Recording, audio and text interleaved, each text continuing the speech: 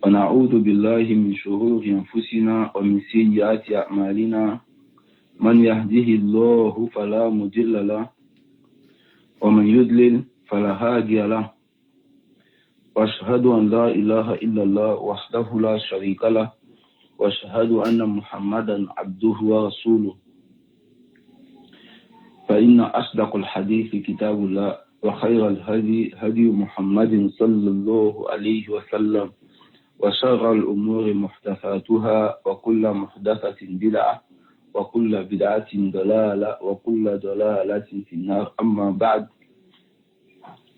Alhamdulillah, toutes les louanges sont à Allah, nous le louons, nous sollicitons son aide, nous lui demandons le pardon de nos péchés, nous cherchons protection auprès d'Allah contre les maux de nos âmes et sur nos actions. Celui qu'Allah guide, nul ne peut l'égarer, et celui qui l'égare, nul ne peut les guider. J'atteste que Allah est la seule divinité qui mérite l'adoration, et j'atteste que Muhammad sallallahu alayhi wa sallam est son serviteur et son messager. Ensuite, sachez que la plus véridique des paroles, c'est le livre d'Allah, et la meilleure des guidées, c'est celle de Muhammad sallallahu alayhi wa sallam. Le pire des choses sont celles qui sont nouvellement inventées. Toute chose nouvellement inventée est une innovation. Toute innovation est un égarement, et tout égarement conduit au feu de l'enfer, que nous en préserve. Ceci étant dit, nous nous retrouvons encore une fois dans notre assise liée à cette fitna que nous vivons en Côte d'Ivoire dans ces jours-ci. Et notre assise d'aujourd'hui va porter sur nos annotations par rapport à ce qu'on appelle le bayan de Younous Jarasuba, le bayan qu'il a fait au siège de la CMUC. Car nous avions dit des choses dans un premier temps.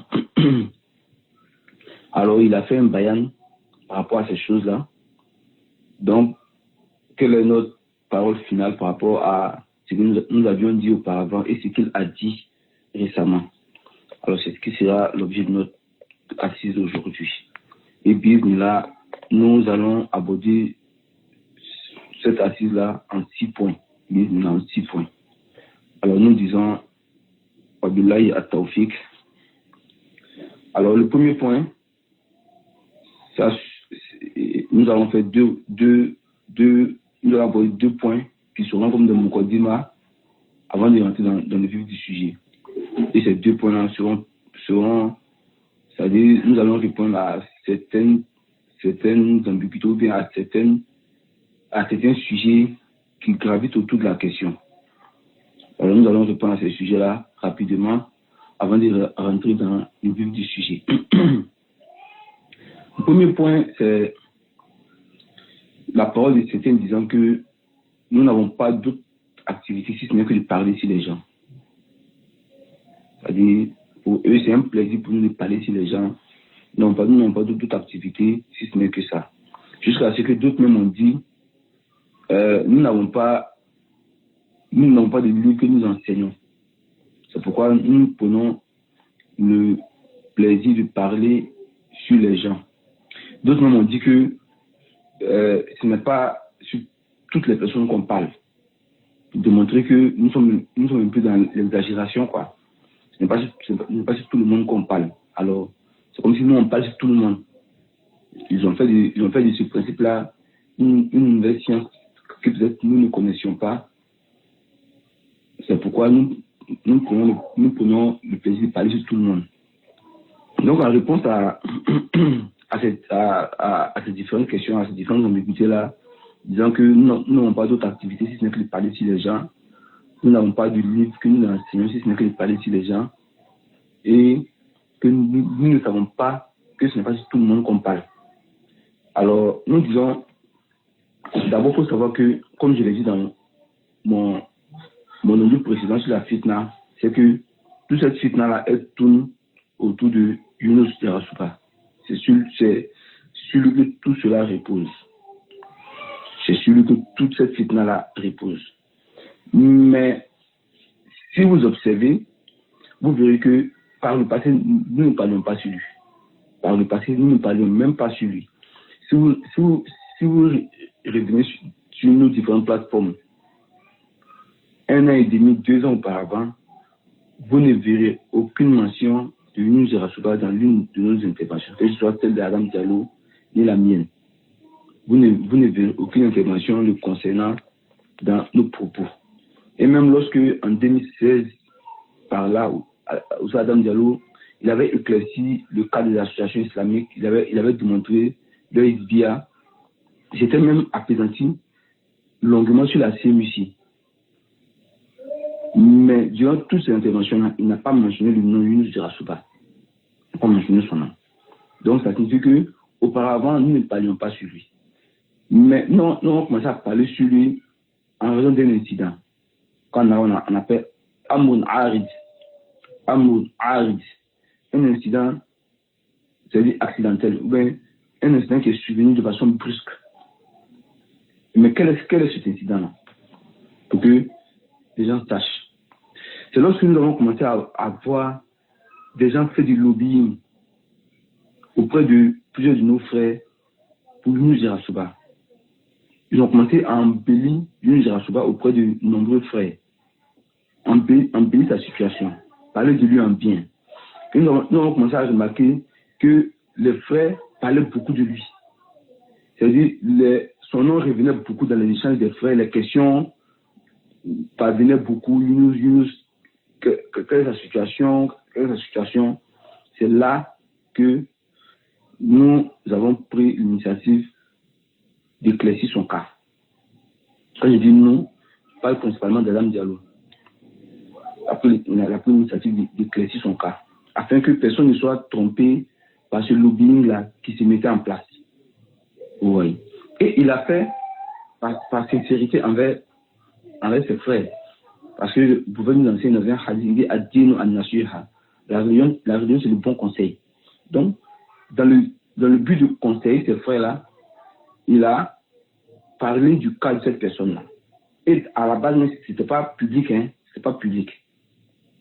Il a parlé du cas de cette personne-là. Il a fait cela par conseil. C'est pourquoi l'imam Al-Nawawi, dans son livre Riyad as-Salihin, à la page 425, il nous dit I'lam anna al-ghayba tubah li gharadin sahihin shar'iyyin la yumkin al-wusulu ilayhi illa biha wa huwa sittatu asbabin. Il dit, sache que la médisance est permise pour des buts valables et religieux. Et on ne peut atteindre ces buts-là, on ne peut atteindre ces objectifs-là si ce n'est que par le fait de faire la médisance. Et il dit, ces buts-là sont au nombre de 6. Ces causes qui permettent de médire d'une personne sont au nombre de 6. Parce qu'il faut savoir qu'à la base, la médisance, c'est interdit. Et qu'est-ce que la médisance? Pour qu'on soit tous au même pied d'égalité. Le prophète nous enseigne dans un hadith qui est rappelé par Abu Huraira, qui nous dit que le prophète demanda un jour à ses compagnons. Dans d'autres versions, c'est eux-mêmes qui l'ont demandé. Il dit Atadiruna mal ghiba. Savez-vous qu'est-ce que la médisance? Alors, les compagnons lui répondent Allah wa rasuluhu a'lam. Allah et son messager sont les plus savants. Le prophète dit Dikruka akhaka ma yakrahu. C'est le fait de mentionner de ton frère ce qu'il déteste entendre. Parler de ton frère de choses qu'il ne veut pas que tu parles. Il déteste que tu parles de ces choses-là. Quand toi tu parles de ces choses-là, on dit que tu as médit de lui. Alors, parmi les compagnons, il y a une personne qui a dit Afara Aïta, Inkena fi aki ma akul. Il dit, mais ô messager d'Allah, vois-tu, si c'est que je dis de mon frère, comme mal, comme défaut, si c'est les choses qu'il a en lui comme défaut, quel est le jugement de cela? Le prophète dit إذا كان فيه ما تقول فقد اكتبته وإن لم يكن فيه فقد بهته. Il dit, si c'est que tu dis de ton frère, s'il est tel que tu le décris, alors c'est ça qu'on appelle la médisance. Mais s'il n'est pas tel que tu l'as décrit, alors sache que tu l'as calomnié. Donc ici, il y a une différence entre la médisance et la calomnie. La calomnie, c'est de dire sur une personne ce qu'il n'a pas comme défaut. ou ce qu'il ne fait pas. Tu le dis dans le but de le nuire. Tu la calomnies. La médisance, c'est lorsque tu dis des choses qu'il a comme défaut, qu'il fait comme mauvaise action. On dit que tu as médit de ton frère. Donc ici, lorsque nous parlons de Yunus Yarasuba, nous sommes dans la médisance, nous sommes dans la calomnie. Alors, la calomnie, c'est lorsque ce que nous avons dit est contraire à ce qui est la réalité. Ça, c'est une autre porte, à moins qu'on nous démontre que nous avons dit des choses qui sont fausses. Et c'est même la raison pour laquelle je suis sorti aujourd'hui pour faire des clarifications, puisque j'ai dit des choses et certaines ont été démenties. Alors, si les choses restent en état, j'ai calomnié. Mais si les choses sont telles que j'ai dit, c'est de la médisance. Mais dans cette médisance-là, le même An-Nawawi nous explique qu'il est permis de médire dans certains cas que la charia a autorisé. Et les cas qui permettent de médire là sont au nombre de 6. Je ne vais pas citer tous les 6, je vais citer l'aspect qui m'intéresse. Alors, la quatrième cause qui permet de médire d'une personne, l'imam An-Nawawi dit Tahzirul muslimina min ash-sharri wa nasihatuhum. Il dit c'est le fait de mettre en garde les musulmans contre un mal et de leur conseiller sincèrement. Mettre en garde les musulmans contre un mal et de leur conseiller sincèrement. Et notre parole sur nous est dans ce cadre-là. Mais l'imam An-Nawawi ne va pas s'arrêter, il va expliquer. Pour ne pas qu'on reste dans la confusion. Il dit إذا رأى متفكرا يتردد إلى مبتدع أو فاسق يأخذ عنه العلم وخاف أن يتضرر المتفكر بذلك فعليه نصيحته ببيان حاله بشرط أن يقصد النصيحة. Il dit, et vous verrez pourquoi est-ce que nous sommes dans cette parole du imam An-Nawawi.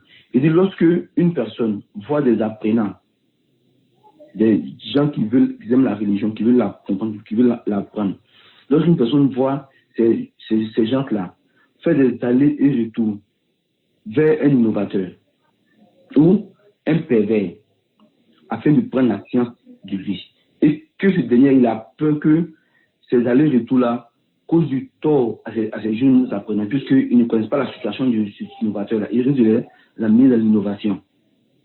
Alors, il lui incombe d'être sincère envers ces personnes-là, en exposant clairement la situation de celui vers qui ils vont.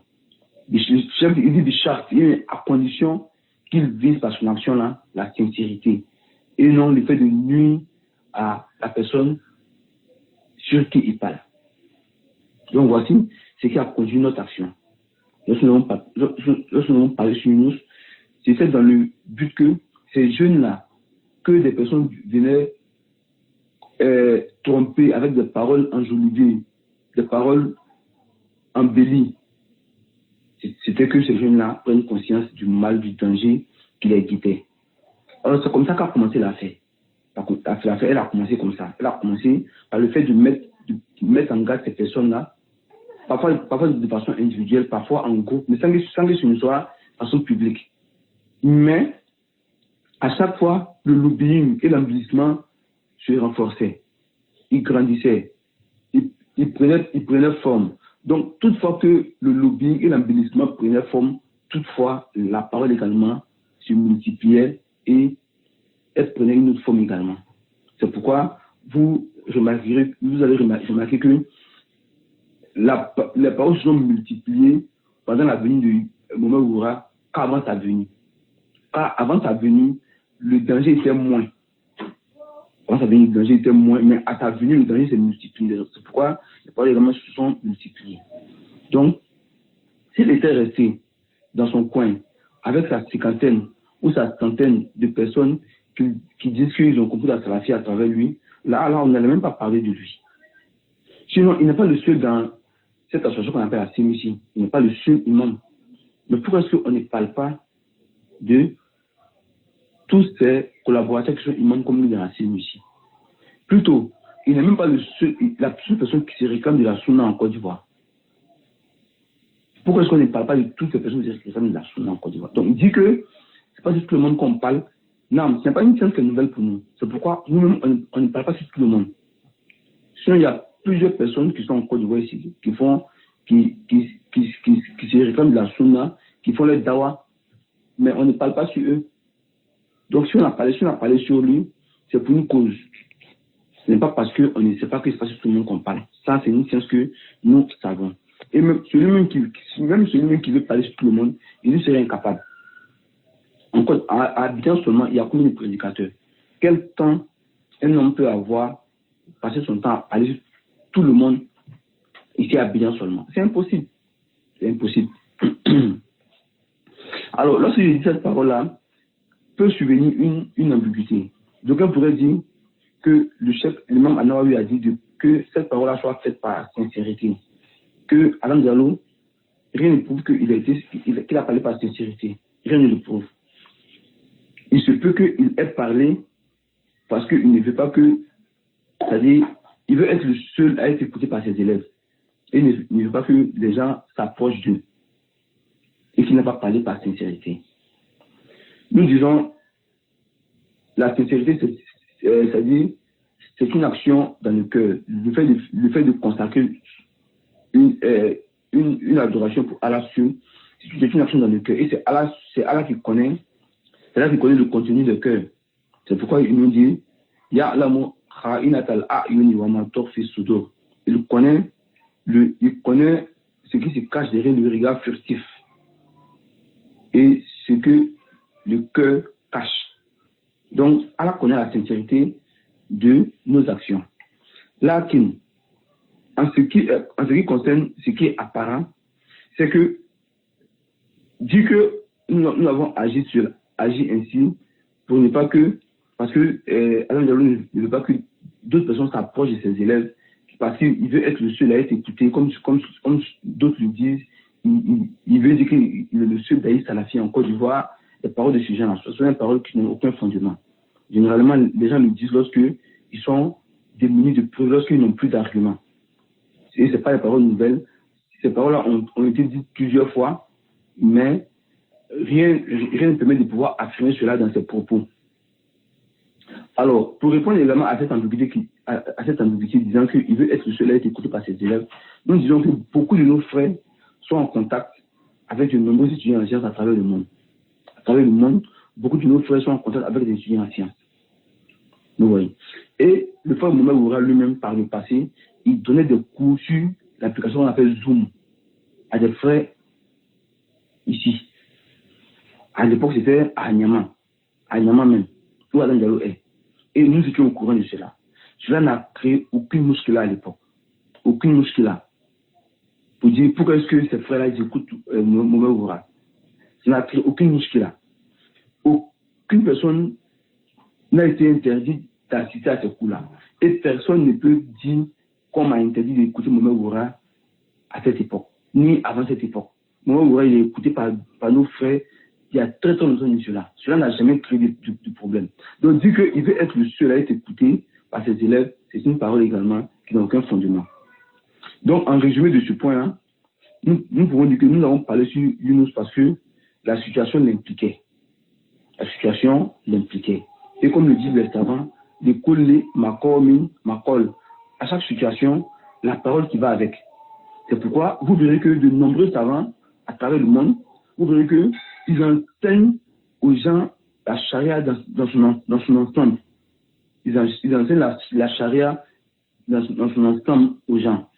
Mais à des moments déterminés, eux tous orientent leurs paroles sur des sujets qui sont en lien avec cette période-là. Alors, ça veut dire, lorsque nous entrons dans la période de jeûne, vous verrez que les savants, ils ne parlent que du jeûne. Lorsque nous sommes dans la période du Hajj, ils ne parlent que du Hajj. Alors, est-ce qu'une personne peut voir ces savants-là parler d'un seul sujet et dire que c'est parce qu'ils n'ont aucune autre activité à faire ou qu'ils n'ont aucun autre livre à enseigner qu'eux tous parlent de ce sujet-là. Parce que la situation l'implique. La situation l'implique. Donc ça, c'était le premier point. Le second point, comme nous l'avons entendu également, certains disent que à l'occasion de la venue de Mohamed Oura, Kadam Diallo, il était jaloux, qu'il avait peur de perdre son influence sur les gens. C'est pourquoi il a parlé beaucoup. Et d'aucuns m'ont dit que l'influence de la dawa de Mohamed Oura a impacté notre dawa. Notre dawa a pris un coup, comme cela a été dit. Est-ce que cela est également vrai? Nous disons, en réponse également à cette parole-là, que pour ceux qui observent la dawa d'Adam Diallo, ils verront clairement que sa dawa, ceux qui sont la cible principale, de la dawa d'Adam Diallo, c'est ceux qui s'expriment en langue bambara. Ceux qui parlent la langue bambara, c'est eux qui sont la cible principale. D'aucuns nous diront que, mais ceux qui parlent la langue bambara, beaucoup d'entre eux également parlent le français, langue dans laquelle Mohamed Oura il fait ses interventions. Ça, je le concède. Donc, ici, nous disons que ceux qui sont les cibles de Dan Diallo, on peut les subdiviser en deux grands groupes. Il y a ceux qui ne parlent uniquement que la langue bambara, même s'ils sont minoritaires, mais en Côte d'Ivoire, il y a des gens qui comprennent difficilement le français. C'est-à-dire, Mohamed Oura ne peut en aucun cas les atteindre. Donc, eux, ils sont d'une part. D'autre part, il y a ceux qui parlent les deux langues, le bambara et le dioula. Et le français, disons, le bambara et le français. Alors, ceux qui parlent les deux langues-là, eux également, on peut les subdiviser en deux groupes. Parmi ceux qui parlent le bambara et le dioula, les deux langues, et d'une part, il y a ceux qui parlent le bambara uniquement. Eux, ils ne sont pas concernés par ma parole.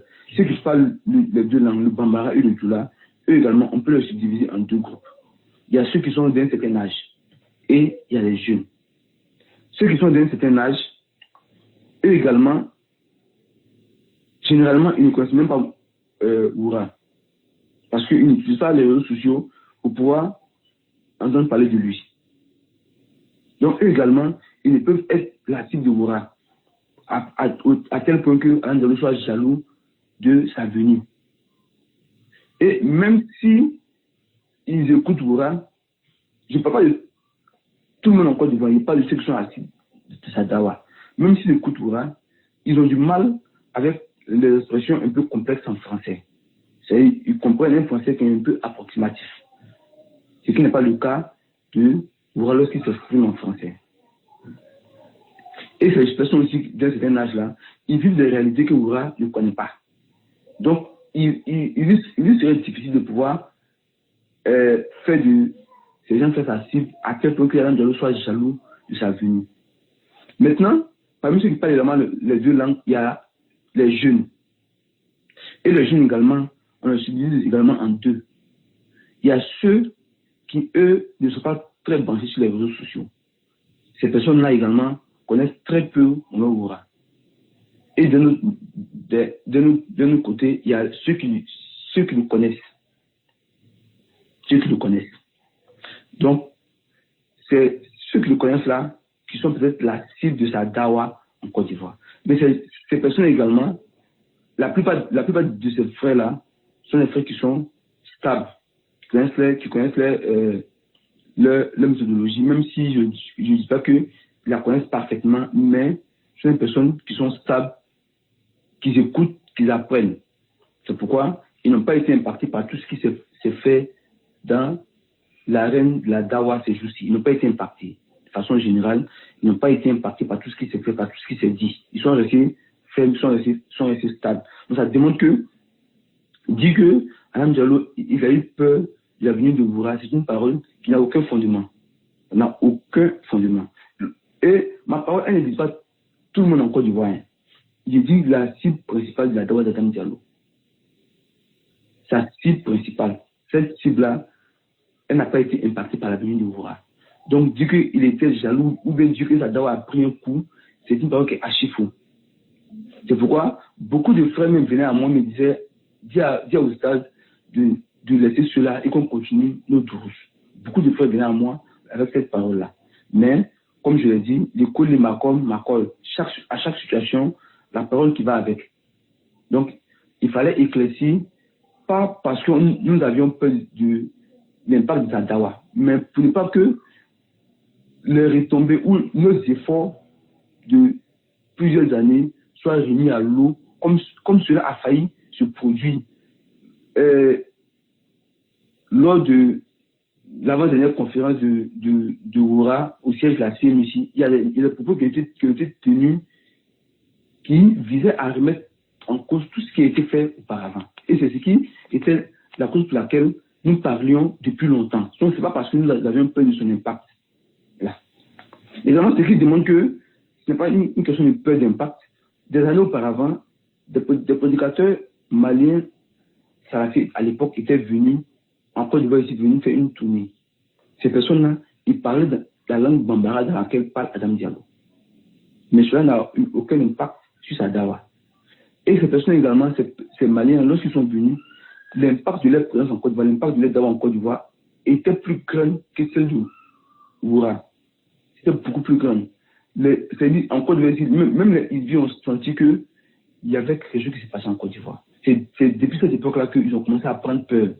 C'est depuis cette époque-là que les salafis ont commencé à prendre le dessus sur eux. Alors que l'impact que je cite là, nous ne l'avons pas vu avec la venue de Oura. Nous ne l'avons pas vu. Donc, dire que sa dawa a eu un impact sur notre dawa, c'est une parole qui est archi faux. C'est archi faux. Ça, c'était les deux points que je voulais aborder avant de rentrer dans mon sujet. Maintenant, le troisième point maintenant, ça c'est ce qui concerne le sujet. C'est-à-dire à partir du troisième point jusqu'à la fin de mon audio, on le consacrer à notre sujet principal. Alors, est-ce que, après avoir entendu ce que les gens ils ont appelé le bayan de Younous, est-ce que, après avoir entendu ce bayan-là, est-ce que des gens peuvent dire que nous avons été injustes envers Younous? Est-ce que nous avons accusé des choses qu'il a niées? Est-ce que nous avons accusé des choses qu'il a niées de façon totale? Nous disons non. Nous avons accusé des choses qu'il a reconnues.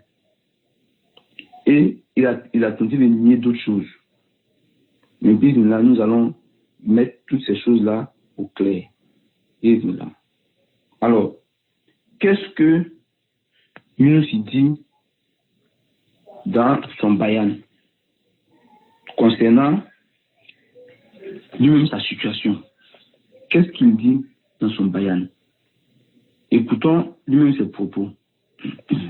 Écoutons.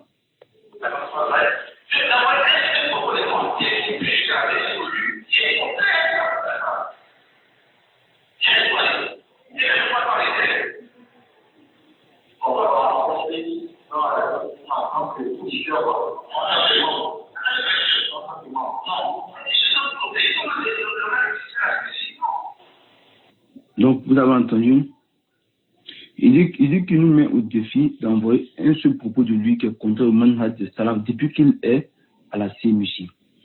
Et comme vous l'aurez remarqué, Mohamed Oura, tout au long de son intervention, a essayé de le recadrer.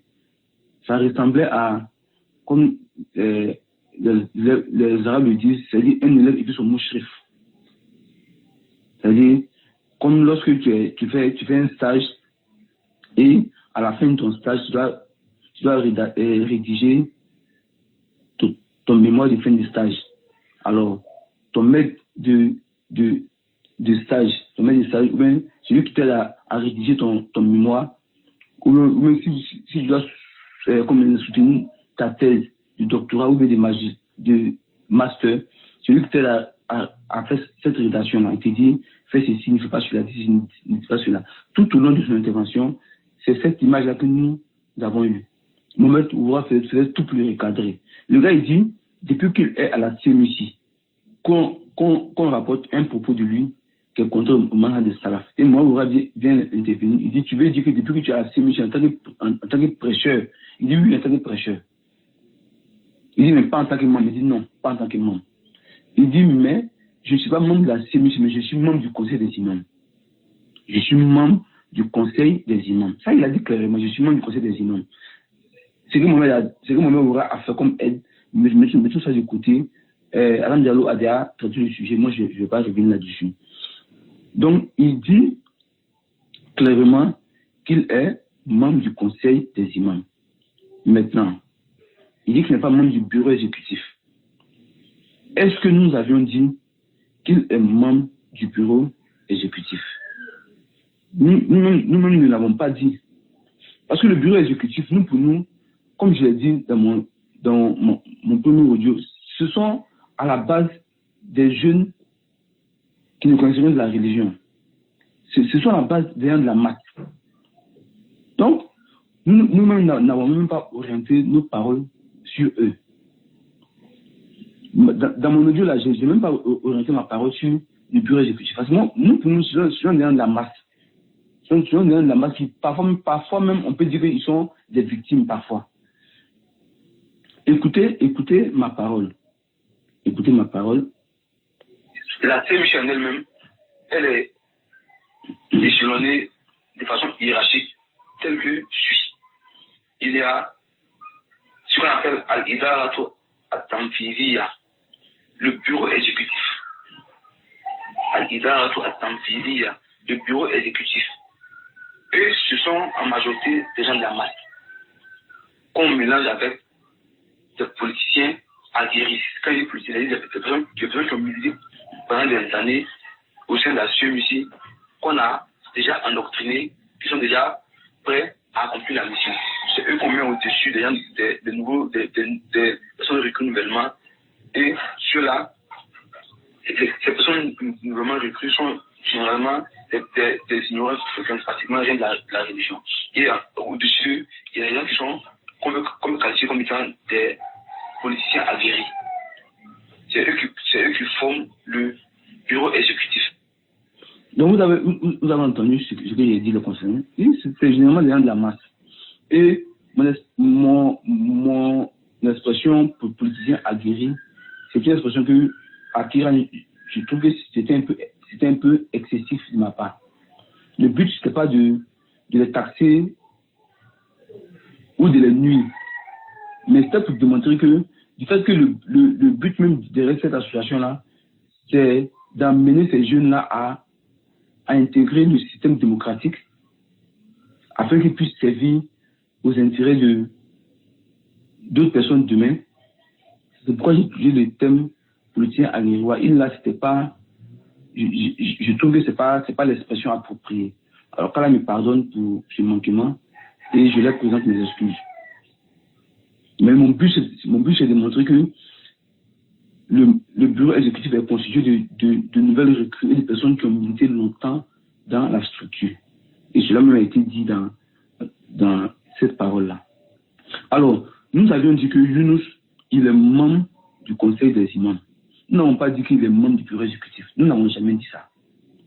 Alors, venir insister sur le fait qu'il n'est pas membre, il n'est membre d'aucune instance de décision ou de direction, ça, c'est une parole que nous n'avons pas dit. Nous n'avons pas dit, donc nous ne sentons pas le besoin de pouvoir justifier ce démenti qu'il a fait là. Mais qu'est-ce que nous avons dit le concernant? Nous avons dit quoi le concernant? Nous avons dit qu'il est membre du conseil des imams. Écoutez, ça c'est les propos ainsi que nous avons dit le concernant. Écoutez. Maintenant, nous disons que ce dernier-là, c'était une fille. Pourquoi? Parce qu'il n'est pas un simple membre. Il est imam dans la SPA.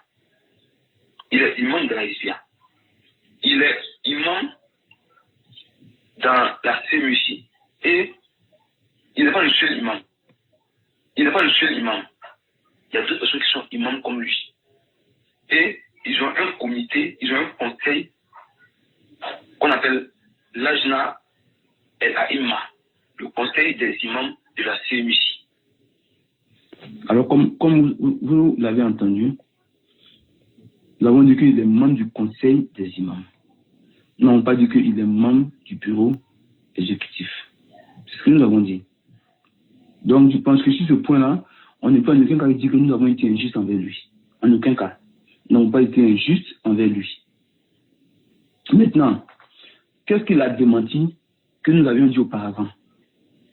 Qu'est-ce qu'il a démenti que nous avions dit auparavant? Écoutez, lui, ses propres propos qu'il a démenti que nous avons dit auparavant.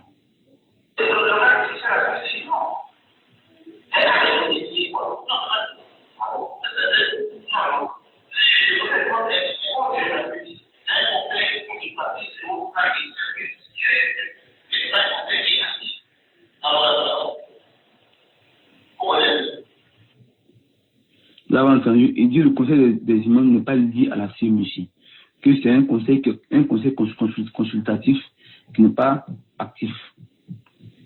Oui. Maintenant, qu'est-ce que nous avons dit à propos du conseil des imams? Qu'est-ce que nous avons dit? Vous allez voir la différence.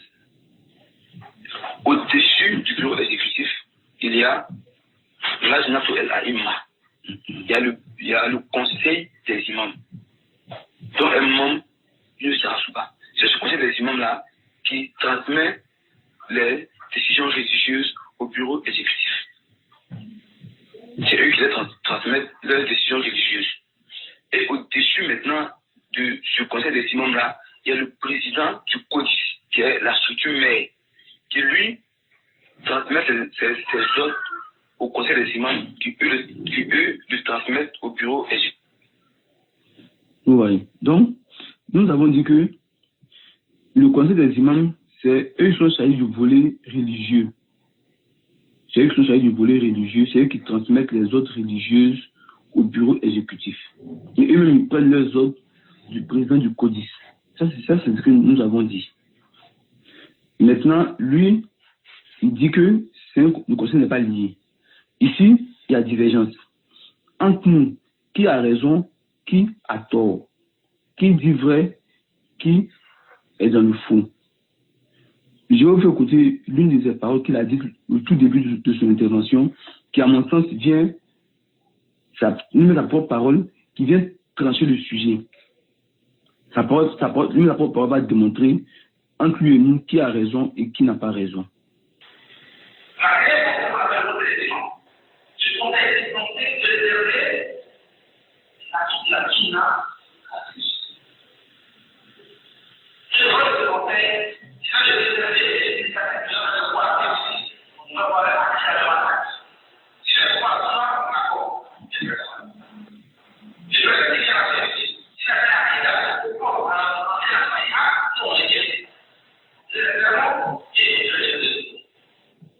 Comme nous avons entendu, il dit on a créé un conseil des imams qui était censé préserver les acquis de la Sunna au sein de la CMUC. N'est-ce pas le rôle religieux que j'ai attribué à ce conseil-là qui est là? C'est ce conseil-là qui s'agit de préserver les acquis religieux de la Sunna au sein de la CMUC. Quand les membres actifs, là, ce sont les gens de la masse.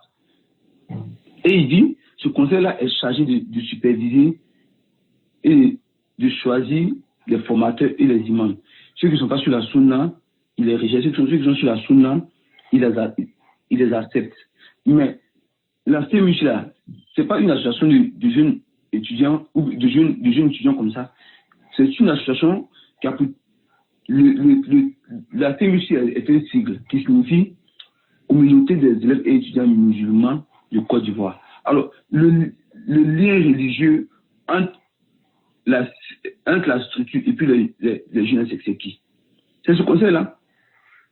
C'est ces imams-là qui sont le lien religieux entre la structure et puis les jeunes. Donc, dire qu'ils n'ont aucun lien, c'est faux. C'est faux, parce que c'est ce conseil-là qui est le lien religieux entre ces jeunes-là et puis la structure. Vous voyez. Ensuite, la CMUC elle-même, qu'est-ce qu'elle-même a dit? La CMUC elle-même, qu'est-ce qu'elle dit à propos de ce conseil des imams-là? Si vous rendez sur le site cmuc.net, le site il est accessible, cmuc.net. Si vous rendez sur le site, déjà, pour celui qui va sur le site là, il verra que la parole disant que la CMUC a été fondée sur le Coran de la Sunna, sur la voie de Salaf là. Allez sur le site, vous verrez. Ils disent quoi? Notre politique, ça c'est la page d'accueil. Formation académique. Accompagner les élèves et étudiants dans leur parcours scolaire et universitaire en vue de l'obtention d'un meilleur résultat en fin d'année et d'une meilleure insertion socio-professionnelle. Formation religieuse. Écoutez très bien, formation religieuse. Il dit, nous formons les jeunes pour devenir des citoyens engagés. Nous donnons les outils nécessaires aux responsables de section pour gérer efficacement les associations. Sociales, nos activités sociales luttent contre la précarité et l'isolement en offrant de l'aide et de la bienveillance. Qui sommes-nous? La communauté des élèves et étudiants musulmans de Côte d'Ivoire est une association apolitique et religieuse regroupant des élèves et étudiants musulmans à travers le pays. Elle a pour mission de promouvoir la foi, la solidarité et l'engagement citoyen parmi ses membres.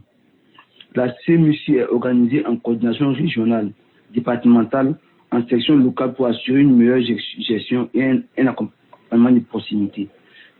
Pour celui qui connaît ce qu'on appelle la IVIA, là, si tu vas sur les sites là, tu vas voir la IVIA qui est présente. C'est même pas caché. Si tu vas jusqu'en bas des pages, tu vas voir les liens utiles. Alors, tu tapes sur la partie à propos. Tu verras, on dit structure et organes de la CMUC. Écoutez très bien, structure et organes de la CMUC. Premier, il y a le bureau exécutif national, organe d'exécution des décisions du Congrès, chargé de la gestion quotidienne de l'association. 2. Conseil des imams, composé de 5 membres. Il encadre le comité national des imams et encadreurs et valide le programme de formation spirituelle. Qu'est-ce qui est contraire dans ce que nous avons dit de la CMUC, dans ce qui est dit sur eux-mêmes leur propre site internet? Je rappelle que ce site-là, c'est la vitrine virtuelle de la CMUC. C'est la vitrine virtuelle. Pour ceux qui ont fait des études en informatique, ils savent très bien qu'est-ce qu'on appelle un site virtuel, un site vitrine. Ils savent très bien ce qui signifie un site vitrine. C'est la vitrine virtuelle. Et sur cette vitrine-là, ils disent que le conseil des imams est un organe de la CMUC. Parce qu'ils disent structure et organe de la CMUC. Donc, venez nous dire que le conseil des imams est hors de la CMUC là. C'est une parole qui n'est pas vraie. Car la CMUC elle-même, elle reconnaît qu'ils font partie de leurs organes. Ils font partie de leurs organes. Ensuite, la CMUC en elle-même, en tant qu'association de jeunes musulmans, a une mosquée. Et cette mosquée-là, c'est leur siège, c'est leur marquage. Et le président du conseil des imams de la CMUC, il est l'imam principal de cette mosquée. Alors, dit qu'ils n'ont pas de lien là. Là aussi, ça demande que c'est faux. Parce que l'imam principal de la mosquée de la CMUC, qui est leur siège, est le président du conseil de les imams. Il n'y a pas de lien toujours. Il y a des liens. La CMUC, comme je l'ai dit, est une association islamique. Ouais, à l'université, il y a plusieurs associations. Il y a la FECI. Avez-vous entendu un jour, on a fait de la si vous parlez de la FECI. Parce que celui qui va à la FECI, là, il sait qu'il ne va pas à la FECI pour chercher la religion. Mais à la CMUC, on appelle les gens avec le nom de la religion. Et ceux qui sont chargés d'encadrer religieusement ces jeunes qu'on appelle la FECI, c'est le conseil des imams. Donc, dire qu'il n'y a pas de lien là, c'est archi faux. C'est pas vrai. Ce n'est pas vrai. Comment est-il possible de pouvoir dissocier le conseil des imams avec cette structure islamique? Alors, qui parle de religion, qui parle de dawa, parle de prédicateur. Donc, ça demande que ce qu'il a tenté de faire comme dissociation entre le conseil des imams et la structure là, c'est impossible. C'est impossible. C'est pourquoi, toute fois qu'ils ont des activités qu'ils font, lorsqu'ils font la présentation, lorsqu'ils font leurs annonces, lorsqu'ils font leurs affiches, le conseil des imams revient toujours. Le conseil des imams revient toujours. Je vais prendre un exemple d'une affiche que je vais lire. Le 15 mars 2025, la CMUC organise une journée solidarité Ramadan. C'est dit quoi? Sous l'autorité religieuse du Cheikh Al-Sunna. sous l'égide, qui est le président du conseil, qui est le président du CODIS, disons, le président du CODIS, sous l'égide du conseil des imams de la CMUC, le bureau exécutif national organise la journée Solidarité Ramadan. Donc, comment après ça, vous la dissociez? Et vous remarquerez que lors de cette journée Solidarité Ramadan qui a eu lieu le 15 mars 2025, qui avait pour thème principal CMUC deux décennies après, il y a eu 3 sous-thèmes qui ont été abordés. Le premier a été abordé par l'imam central de la CMUC et le troisième a été abordé par celui qui était anciennement leur président qui est devenu député de la nation. Ça signifie que jusqu'à présent, ils n'ont pas coupé leur lien avec lui.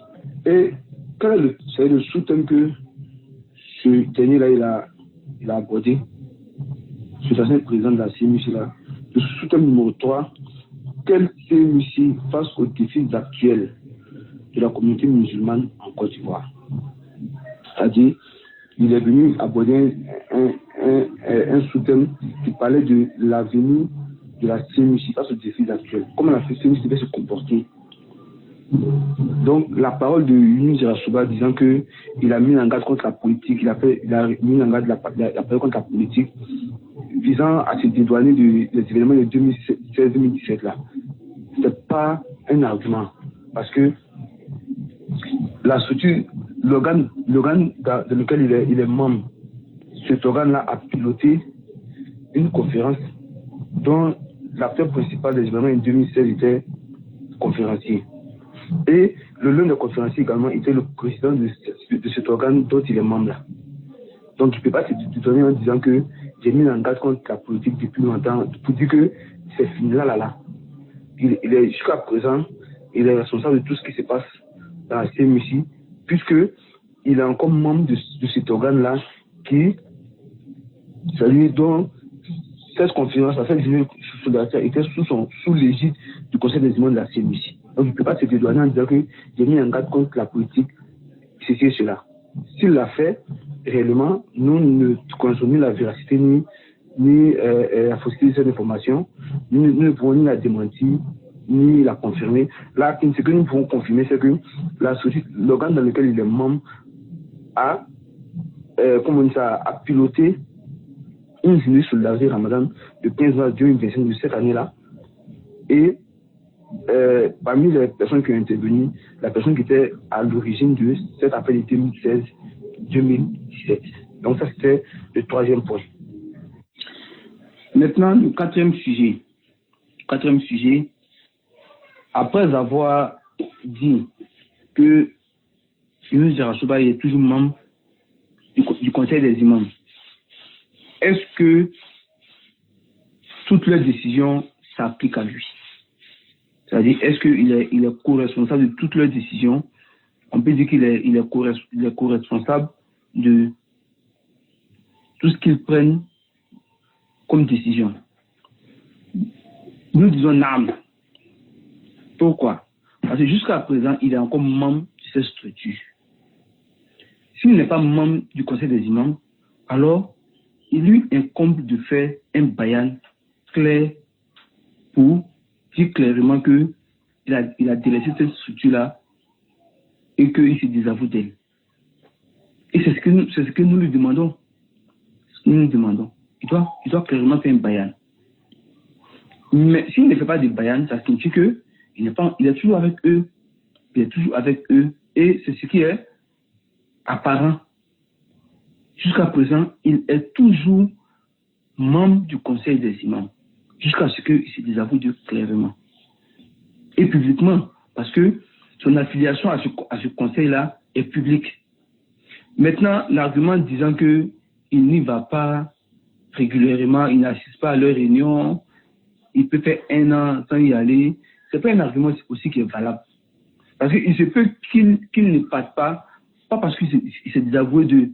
Il se peut qu'il ait d'autres occupations. Alors, ça veut dire le misal, il peut être occupé par son activité professionnelle. Alors, ça fait qu'il n'a pas le temps pour être présent.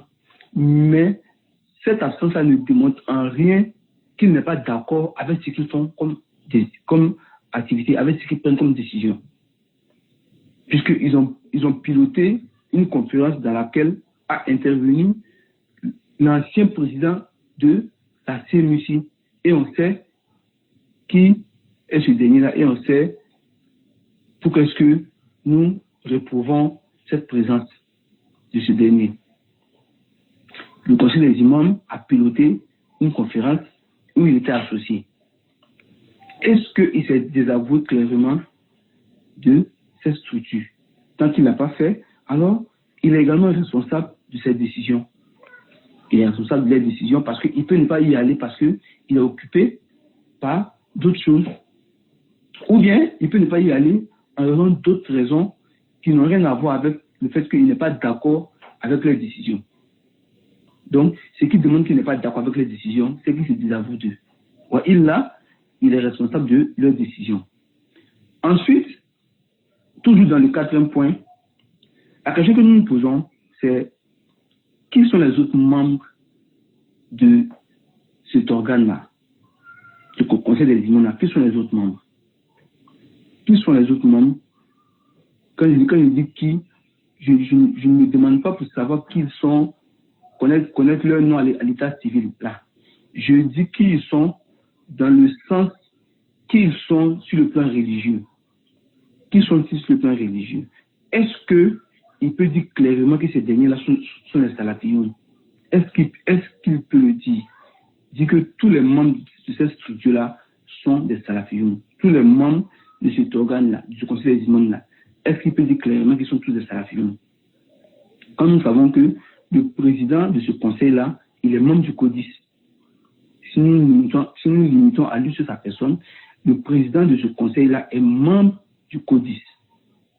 Alors, lui étant membre du CODIS, est-ce que Yunus peut nous dire que le CODIS est une structure salafi? Vous voyez. Également, il dit que cet organe-là, qui est le conseil des imams-là, c'est celui-là qui est chargé de sélectionner, de choisir les prédicateurs, les formateurs, les encadreurs de la CMUC. Alors, qui sont ceux qui sont choisis comme formateurs? Qui sont ceux qui sont choisis comme encadreurs, comme imams, comme prédicateurs par cette structure? Est-ce qu'ils sont tous des salafis? Est-ce que Yunus peut nous dire qu'ils sont tous des salafis? Parce qu'il dit dans une parole que cet organe-là, ce conseil des imams-là, qui est chargé de sélectionner les prédicateurs. Si leur manhaj et leur akida est conforme au manhaj sahih, alors pas de souci. Mais si ce n'est pas conforme au manhaj sahih, alors eux, ils les rejettent. Ça signifie qu'ils agrègent leur méthodologie et ils agrègent leur croyance. Mais est-ce qu'il peut dire clairement qu'ils sont tous de la croyance salafi, de la méthodologie salafi? Est-ce qu'il peut le dire clairement? S'ils ne sont pas tous de cette croyance et de cette méthodologie salafi, ils sont de quelle méthodologie? Parce que, jusqu'à présent, les hommes de confiance de Mohamed Oura, ils sont unanimes pour dire qu'il n'y a pas de structure que sur la salafia. Mais nous divergeons avec eux sur le cas de Yunus seul, parce qu'ils n'ont pas jusqu'à présent, ils n'ont pas cité une deuxième personne. C'est pour l'instant la différence qui est entre nous et ces derniers-là, quand Yunus est recevoir seul. Mais est-ce que ceux qui sont choisis par Yunus et la structure dans laquelle il est membre, et le conseil des imams, est-ce que sont tous salafis? Ou bien devons-nous dire quoi?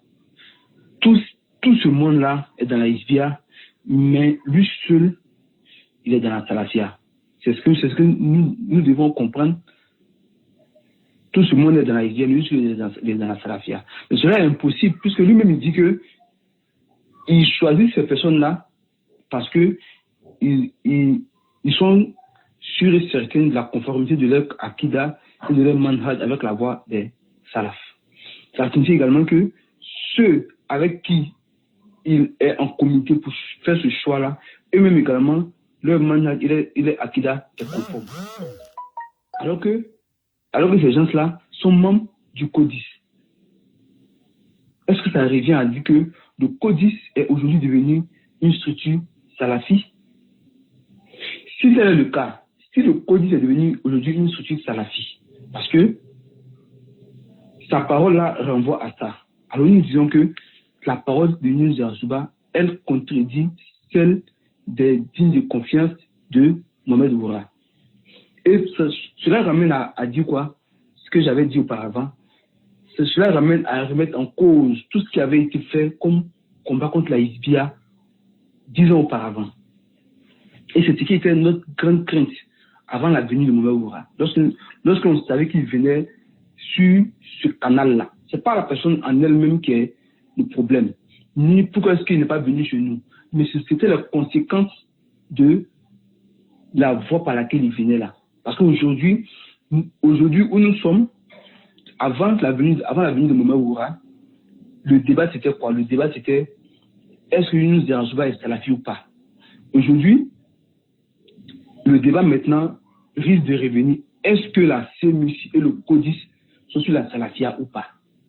Voici où est-ce qu'il veut nous ramener 10 ans en arrière. 10 ans en arrière. Et nous ne pouvons pas accepter cela. C'est-à-dire regarder la valeur et la place de Mohamed Oura qu'il a pour nous dans la salafia et fermer nos yeux sur ces années de lutte-là. Pour faire plaisir à une seule personne là. Parce que Mohamed Oura estime que ce dernier est salafi pour lui. Parce que la conclusion de toute sa tournée-là, cette conclusion-là a été faite dans la conférence finale.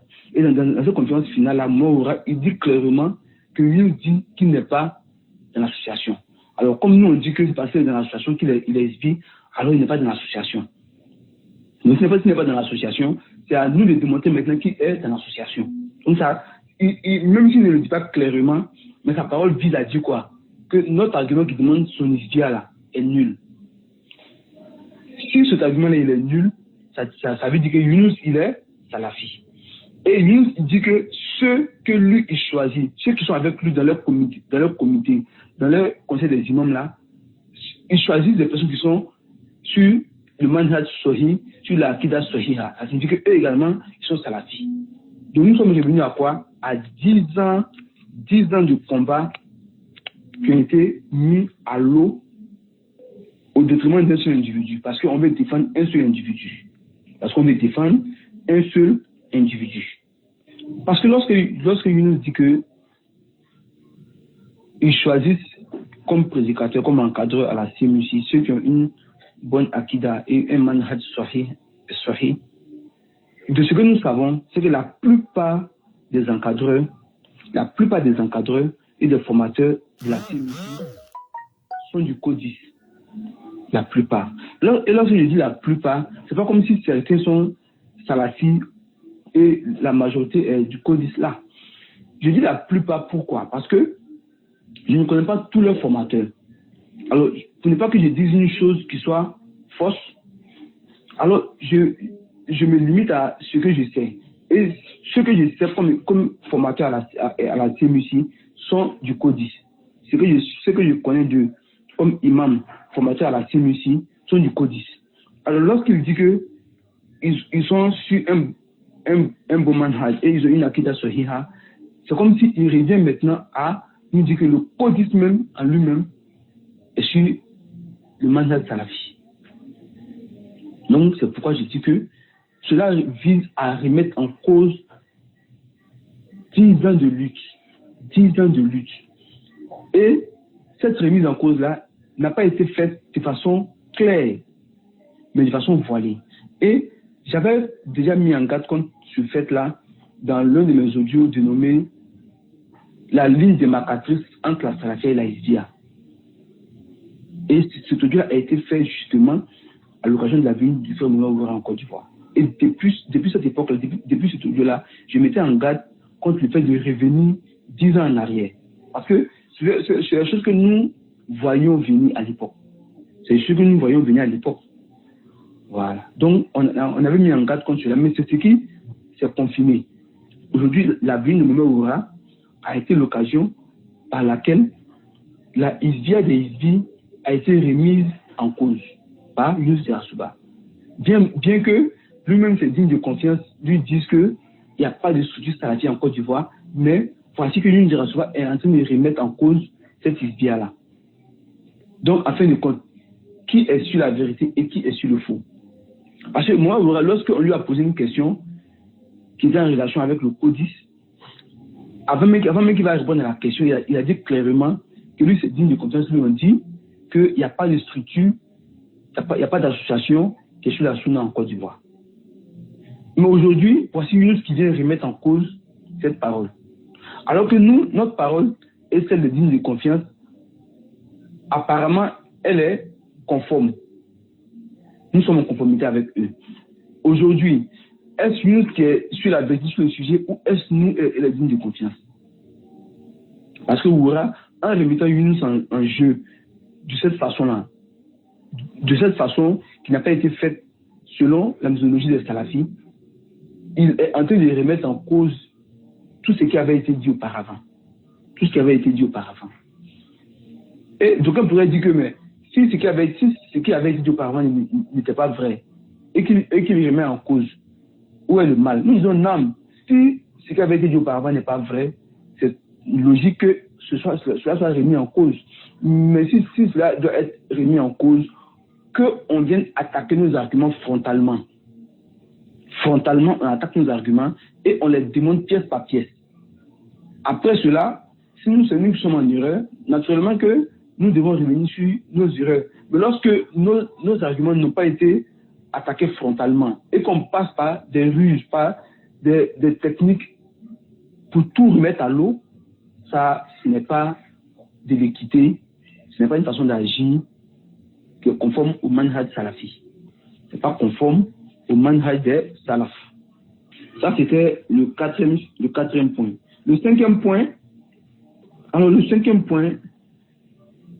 ça dit Younous Jarasuba et Mohaoura, parce que ce sont les deux qui ont dit cette parole-là, ils ont dit une parole qui était étrange.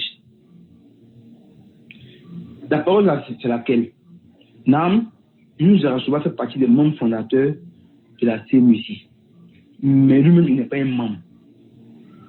C'est une parole qui est étrange. Elle est tellement étrange que d'aucuns pourraient dire, est-ce qu'il l'a dit réellement? Est-ce que ça a été dit réellement? Alors, je vais vous faire écouter de eux leur propre voix. Écoutons tous ensemble. Donc, si je comprends bien, vous l'avez créé, mais toi, je n'étais pas membre. Non. Nous l'avons créé, je jamais été membre de la. Mais on peut dire, j'étais parmi les fondateurs. Alors, vous avez entendu, ils ont créé la CMUC, mais lui n'était pas membre. Mais il était parmi les membres fondateurs et il est membre du conseil des imams. C'est une parole qui est étrange. Comment une personne peut être membre fondateur d'une structure mais ne pas être membre? C'est une parole qui est étrange. Mais sur le plan administratif, ça se dit. Parce que quand on parle, il faut parler avec équité. Il fait partie des caractéristiques de la Sunna, c'est qu'il cite ce qui est en leur faveur et ce qui est en leur défaveur. Non, sur le plan administratif, on peut dire d'une personne qu'elle n'est pas membre d'une structure alors qu'elle fait partie, par exemple, des membres fondateurs. Ça, c'est lorsque la personne, par exemple, n'occupe aucun poste dans la structure. Elle est membre, donc, elle n'occupe aucun poste dans la structure et elle n'a pas de carte de membre dans la structure. Alors, on peut dire qu'elle n'est pas membre. Ça, c'est sur le plan administratif. Mais sur le plan religieux, ça ne se dit pas. Sur le plan religieux, ça ne se dit pas. Et même sur le plan juridique, c'est-à-dire même sur de la dunya, sur le plan juridique, c'est pas possible. Également, quand il s'agit par exemple de partager les gains et les pertes, également, on ne dira pas ici qu'il n'est pas membre, donc il ne peut obtenir sa part de gâteau, ni subir les préjudices. Également, là-bas, ça ne se dit pas. À la table de Mita, prenons un exemple. Une personne, il crée une entreprise que les Arabes appellent Asharika. Il crée une entreprise et puis, en raison de son occupation ou pour une autre raison, il décide de confier la gestion à une personne tierce. Et lui-même, il n'occupe aucun poste, aucune responsabilité dans l'entreprise. C'est-à-dire, sur le plan administratif, il n'y a aucun lien entre lui et la structure. Aucun lien sur le plan administratif. Alors, sur le plan administratif, il est possible qu'on dise de lui qu'il n'est pas membre de l'entreprise qu'il a créée. Ça, c'est possible. Mais ça, c'est sur le plan administratif.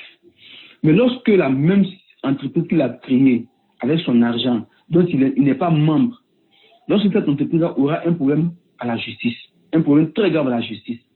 Par exemple, il y a eu des détournements de fonds, ils ont arnaqué, par exemple, l'État dans lequel la structure est implantée. L'État a été arnaqué. Et puis, les gestionnaires, et puis ceux qui sont les responsables, qui devaient peut-être subir la rigueur de la loi, ont pris la fuite.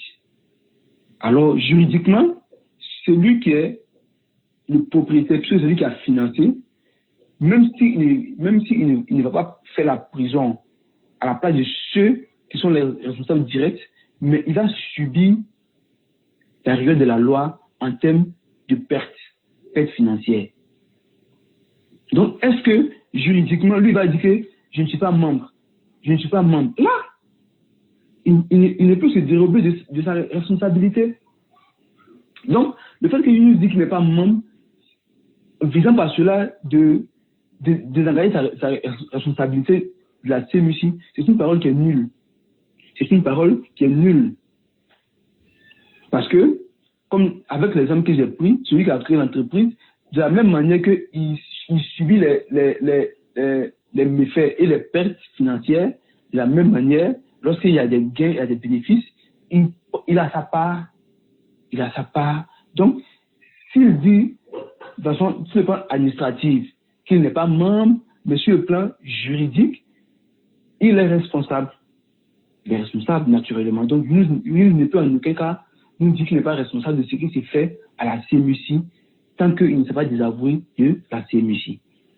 Dans une autre lecture des choses, nous dirons même que, n'est-ce pas pour cette raison-là qu'il a chassé Abdelaziz de sa mosquée, parce que lui-même il le dit, il a dit clairement dans un audio, il dit qu'il a des responsabilités juridiques vis-à-vis de la mosquée. Ce sont ces mots qu'il a dit, que j'ai répété textuellement. Il dit, j'ai des responsabilités juridiques vis-à-vis de la mosquée. C'est pourquoi, bien qu'il n'était pas associé avec Abdelaziz, dans ce cas, Abdelaziz a dit, comme parole, qu'il estimait répréhensible, même si nous ne sommes pas totalement d'accord également avec Abdelaziz dans sa méthodologie, dans cette réfutation. Il dit que, c'est-à-dire, il s'est d'abord dit cette parole-là, mais il ne s'est pas limité à ça. Il a chassé Abdelaziz de la mosquée parce qu'il dit il a des responsabilités juridiques. Vous voyez. Donc, ici, il a chassé Abdelaziz de sa mosquée à cause de cette responsabilité juridique qu'il a vis-à-vis de la mosquée. Donc, il a eu peur de ses responsabilités juridiques par rapport aux droits d'une seule personne pour un jugement mondain dans cette vie d'ici-bas. Mais il n'a pas peur de ses responsabilités face à Allah, juste la résurrection, vis-à-vis de milliers de personnes qui étaient et qui sont membres de la CMUC. Vous voyez. Donc juridiquement, et sur le plan religieux, il est responsable de ce qui s'est fait également dans la CMUC actuellement. Donc lorsque nous disons de se désavouer d'eux, ce n'est pas par méchanceté, mais c'est pour son propre bien. Le prophète nous enseigne dans un hadith qui est dans le Sahih Muslim, hadith 1117. Le prophète nous dit, il dit, Man sanna fil islami sunnatan hasanatan fa'umila biha ba'dahu kutiba lahu mislu ajri man amila biha wa la yankus min ujurihim shay'un wa man sanna fil islami sunnatan sayyi'ah fa'umila biha ba'dahu kutiba alayhi mislu wizri man amila biha wa la yankus min awzarihim shay'un. Il faut dire dans ce hadith-là, il dit celui qui institue dans l'islam une bonne pratique, et des gens l'ont suivi dans cette pratique-là. Ils ont œuvré selon ce qu'il a mis en place. Alors, il aura la récompense de tous ceux qui vont agir de la sorte, sans que rien ne soit retiré de eux les récompenses. C'est-à-dire qu'il va avoir les mêmes récompenses que tous ceux qui ont fait cette action-là. De même, celui qui met en place une mauvaise pratique dans l'islam, alors, si les gens l'ont suivi dans cette pratique-là, il aura les péchés de tous ceux qui vont agir comme lui, sans que rien ne soit diminué de eux les péchés. Vous voyez. Donc, lorsque nous lui disons de se désavouer de cette structure-là, c'est pour qu'il se désavoue c'est-à-dire de tous les méfaits qu'il a eu dans cette structure-là depuis que lui et ses cofondateurs ont fondé cette structure.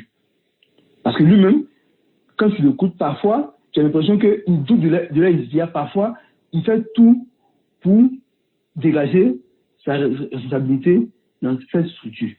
Donc, s'il veut réellement dégager sa responsabilité, alors tout simplement qu'il se désavoue de la structure, tout simplement. C'est tout ce qu'il lui est demandé de faire.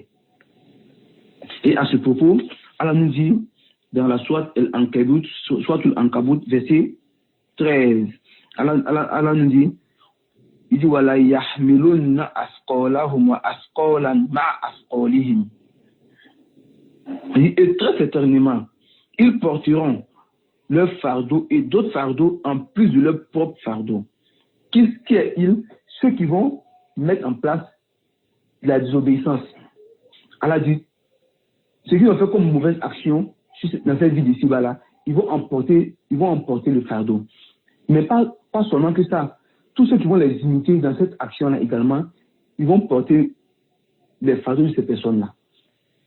Et dans le tafsir de ce verset-là, l'imam, le cheikh Al-Uthaymin, rahimahullah, il nous dit, lorsqu'Allah dit qu'ils vont porter leur propre fardeau et d'autres fardeaux, en plus de leur propre fardeau, il dit, il a dollar.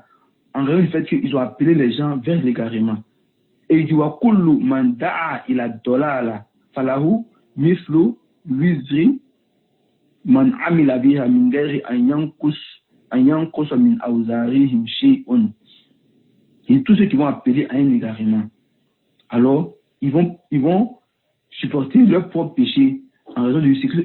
Ils ont œuvré comme égarement. Mais également, ils vont supporter les péchés de ceux qui vont les imiter, sans que ces derniers-là ne soient retranchés de leur péché quelque chose. Vous voyez. Également, s'il veut s'argumenter par le fait qu'il n'a appelé personne à la CMUC, donc c'est un argument pour lui, nous disons là, ce n'est pas un argument. Parce que la CMUC elle-même là, elle fait une dawa. Si vous partez sur le site internet, ils disent quoi? Chers frères, chères sœurs, je t'invite à promouvoir les saines valeurs de ta religion en t'engageant pleinement à la CMUC, car tu en sortiras grand ici-bas comme dans l'au-delà. C'est pas une dawa ça, c'est pas un appel. Donc même si lui-même il n'a appelé personne à aller à la CMUC, mais la CMUC elle-même appelle les gens. Du fait que lui il est cofondateur de la CMUC et qu'elle appelle les gens, tous ceux qui vont répondre à l'appel de la CMUC, tout ce qui va découler de cet appel-là comme méfait, qu'ils sachent qu'il est responsable de cela. Dans un autre verset, soit Yasin, verset 12, Allah nous dit, Inna nahnu nuhyil mauta wa naktubu ma qaddamu wa atharahum. Allah dit, c'est nous qui ressuscitons les morts et qui écrivons ce qu'ils ont fait comme action, ainsi que c'est-à-dire les traces ou les effets de leurs actions. Allah dit qu'il écrit nos actions, c'est-à-dire ce que nous méritons comme récompense de nos actions, ainsi qu'il écrit les effets de nos actions. Qu'est-ce que signifie cela? L'imam As-Sa'di dans son livre de Tafsir, il dit wa naktubu ma qaddamu, il dit min al-khayri wa sharri. Il dit, Allah dit qu'il écrit ce que nous avons fait comme action, comme bien et comme mal. Wa huwa a'maluhum allati amiluha وَبَاشَرُوهَا فِي حَالِ حَيَاتِهِمْ. C'est-à-dire, c'est que l'être humain a fait comme action, en bien comme mal. C'est que lui-même, il a mis en pratique, c'est que lui-même, il a fait de lui-même. Durant la période où il était encore en vie. Il dit wa asarahum, ainsi que les effets de ces actions-là. Il dit wa hiya asarul khayri wa asarul shar. Il dit ce sont les effets positifs et les effets négatifs. Kanu hum as-sabab fi ijadiha fi hal hayatihim wa ba'da wafatihim. C'est-à-dire que eux ils ont été la cause pour mettre cela en place. Pendant qu'ils étaient encore vivants, alors les effets de ces actions-là, Allah dit qu'il écrit sur eux. Et même lorsqu'ils sont morts également, les effets de ces actions, pendant qu'ils sont morts là, Allah écrit cela dans la balance de leurs actions, bonnes comme mauvaises. Et cette parole-là, ça ne concerne pas nous uniquement. Nous tous, nous entrons dans cela. Tout ce que nous ferons comme action sur cette terre, que ce soit en bien, que ce soit en mal, Allah va écrire cela sur nous. Et les effets de nos actions, même après nos morts, après notre mort, les effets de nos actions, là, Allah va plus continuer à écrire ça sur nous, en bien comme en mal. Donc que chacun regarde qu'est-ce qu'il a été la cause pour mettre en place comme action. Est-ce que c'est bien? Alhamdulillah. Est-ce que c'est mal? Fa'alayhi. Si c'est mal, cela lui revient. Si c'est bien également, falahu. Vous voyez. Donc, nous lui demandons tout simplement de se désavouer de cette isvia-là. C'est tout ce que nous demandons, qu'il se désavoue de cette isvia-là. Ensuite, s'il se trouve qu'il ne voit pas la isvia dans cette structure, alors qu'elle est claire, alors ça signifie que lui-même, il a un problème de science, c'est-à-dire sa science est limitée, cela ne lui permet pas de pouvoir voir la isvia malgré sa clarté. Alors une telle personne, à la base, lui-même, il ne lui est pas permis de pouvoir faire la dawa. Parce que comme le répète fréquemment Cheikh Al-Albani, Faqi de chez la yoté. Si lui qui n'a pas une chose, ne peut la donner.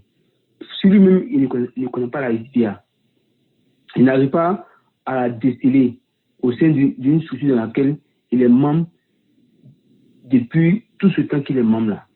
Ça signifie que la dawa qu'il va mener là, il est possible que lui-même il appelle les gens à cette isvia là sans s'en rendre compte. Et dans ce cas-là, qui se rapproche de Moulay Woura ainsi que de les dignes du commerce du Woura, afin que eux ils lui expliquent où est la isvia dans cette structure là. Parce qu'il a dit clairement dans son bayan là que si on lui montre la isvia, lui claque la porte. Donc, par sincérité envers lui, Mohamed Woura et puis ses dignes de confiance devraient lui expliquer clairement où est la isvia dans la structure et le conseil de laisser cette structure-là. Par sincérité envers lui. Voilà. Ils ne doivent pas l'encourager à rester dedans, mais plutôt lui montrer la isvia et le conseiller de laisser cette isvia, de laisser cette structure-là. Maintenant, si la isvia, il la voit, mais il fait semblant de l'ignorer, il fait semblant de fermer ses yeux et prétend ne pas la voir, alors nous ne pouvons rien pour lui dans ce cas.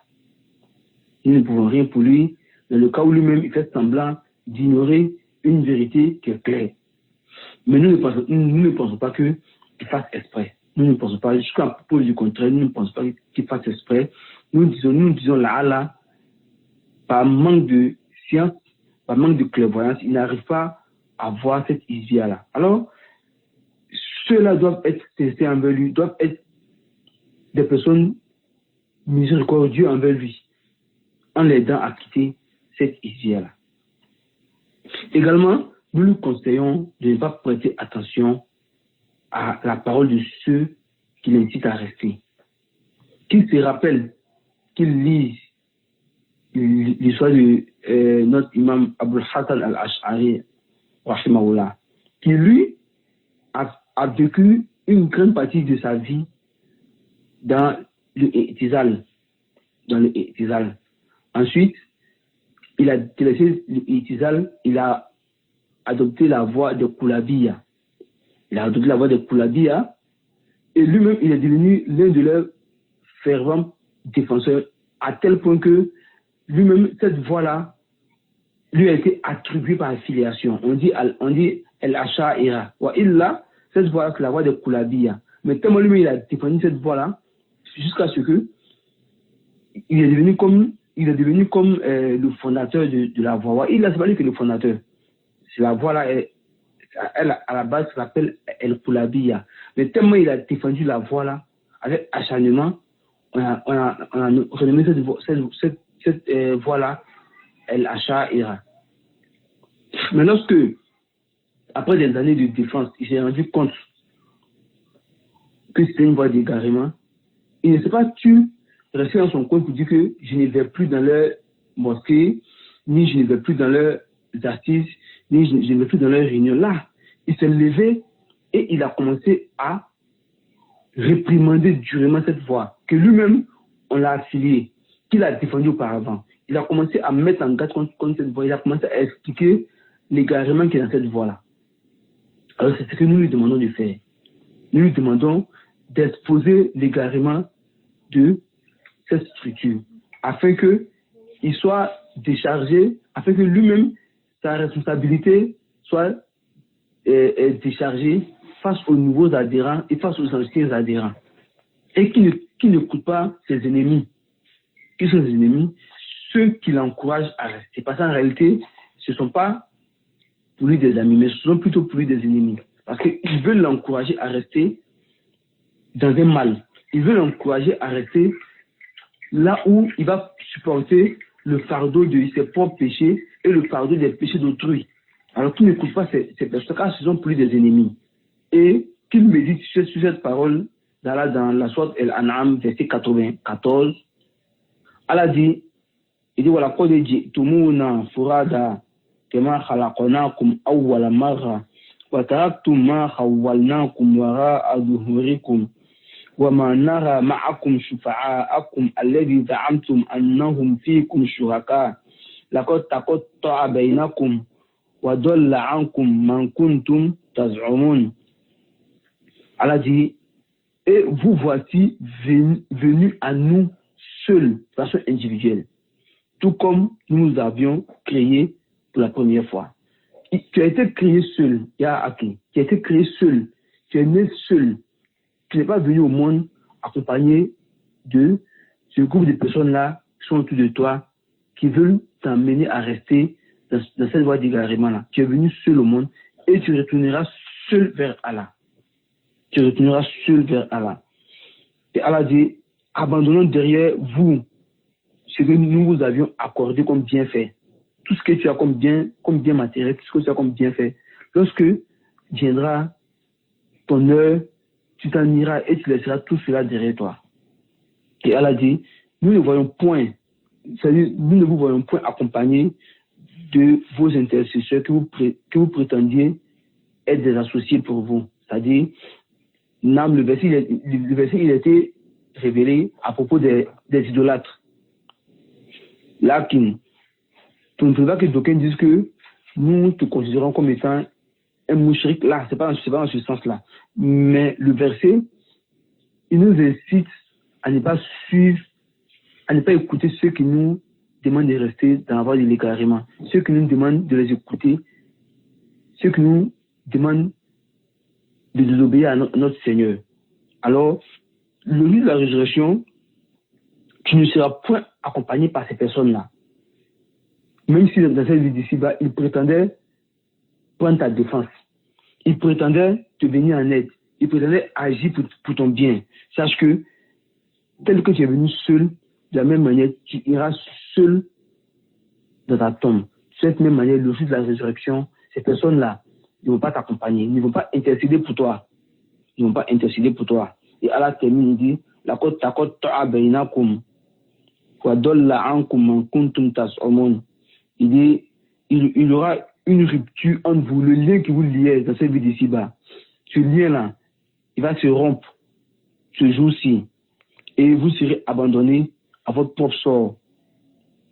Vous serez abandonné à votre propre sort. Ceux qui prétendaient vous venir en aide, ceux qui prétendaient agir pour votre bien, ceux qui prétendaient vous secourir, vous tenir le dos. Et vous serez face à vos propres soucis. Donc, médite sur ces paroles-là. N'écoute pas ces voix qui te demandent de rester. Tout ce que nous voulons de toi, c'est que tu te laisses cette association-là. Parce que d'aucuns font comme si c'est un problème personnel, d'aucuns font comme si nous agissons par méchanceté avec nous Arasuba. Alors que bien au contraire, nous estimons même que nous sommes plus miséricordieux envers lui que ces personnes-là. Nous lui demandons tout simplement de délaisser cette idée-là. C'est tout ce que nous lui demandons. On ne lui demande pour cela aucun salaire, on ne lui demande pour cela aucune contrepartie. Tout simplement qu'il